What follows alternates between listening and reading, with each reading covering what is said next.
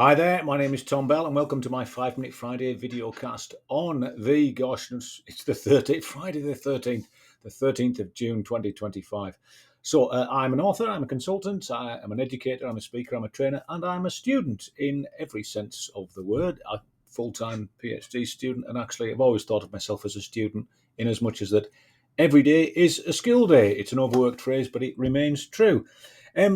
So what's going? I kind of thought this morning, does the world need another podcast, another video cast, another commentary? Because opinions are a bit like arseholes, aren't they? Everybody's got one, and I've got one, sure.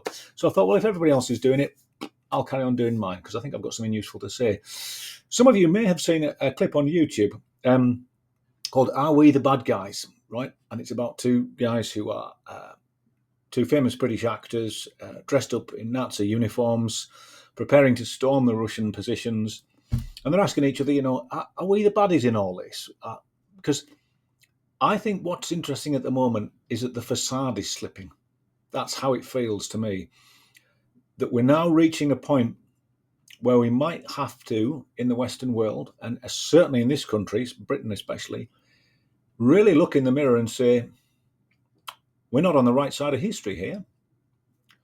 There have been many occasions in the past where people will tell you we have not been on the right side of history, but we tend to gloss over those things in school history lessons, don't we? But we are really on the wrong side of history here. And we need to be asking ourselves the same question. Are we the bad guys? Yeah. And the answer is yes.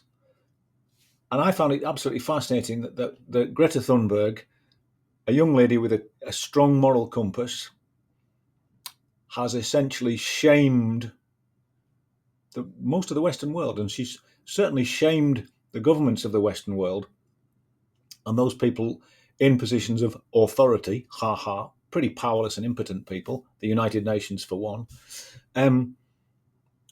She shamed them into really thinking, what are we doing?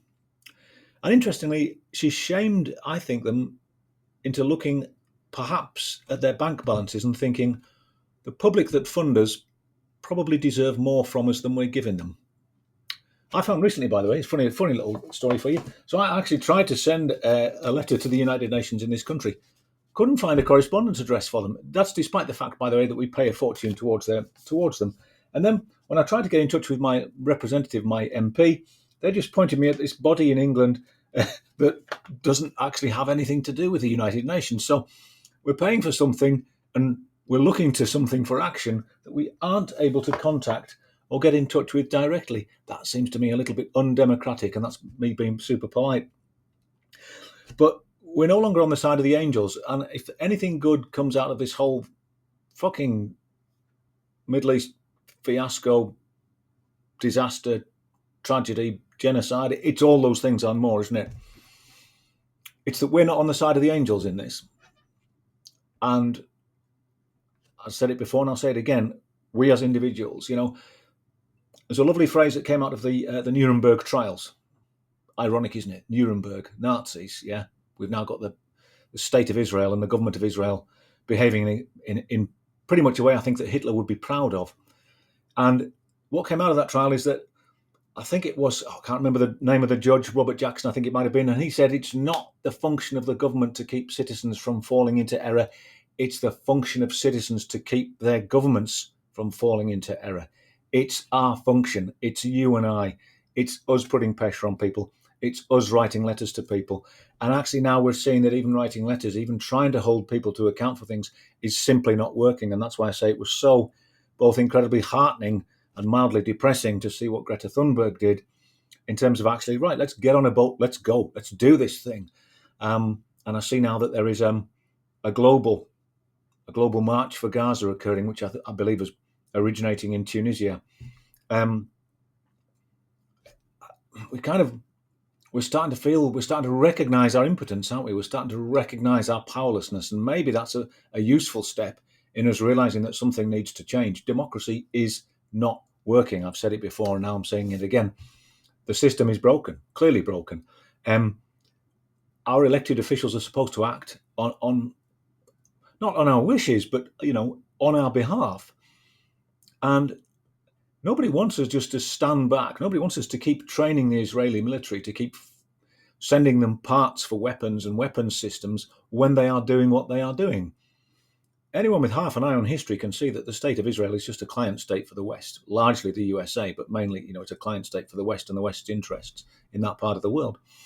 And the interests of the wealthy. Let's not beat about the bush here. The wealthy have more in common with each other than anyone from any country. We keep talking about country boundaries as if they meant something, but actually the working class of one country have more in common with the working class of another than they might think, which leads me seamlessly into a quick comment about Ballymena. That's disgraceful, isn't it? Absolutely disgraceful. Thugs, ill-informed, louts and criminals burning people's property and scaring people. Who the hell do they think they are? Would their grandparents who went over the tops of trenches be proud of them? I don't think so. Scum. Scum doesn't get near to describing them, does it? To attack somebody based on their language, their colour, their country of origin, in a mob, in a bullying mob, that's just disgraceful. That's the social individual equivalent, isn't it, of what's going on at the international level, which is government sanctioned. And I think it's interesting because I'm not sure government can criticise those people for behaving in that way when they're letting the state of Israel behave in that way. There's a link here, isn't there? I'm not sure exactly what it is, but there is a link. Okay, so we're not on the side of the angels, but we can, as a country, but we can do our bit. We can pressure our MPs. We can continue to write to them. I'm going to shut up now. That'll do, mate. That's my 5 minutes well and truly over, isn't it? Stay safe if you can. Stay sane if you can, and try and stay solvent too. Ciao.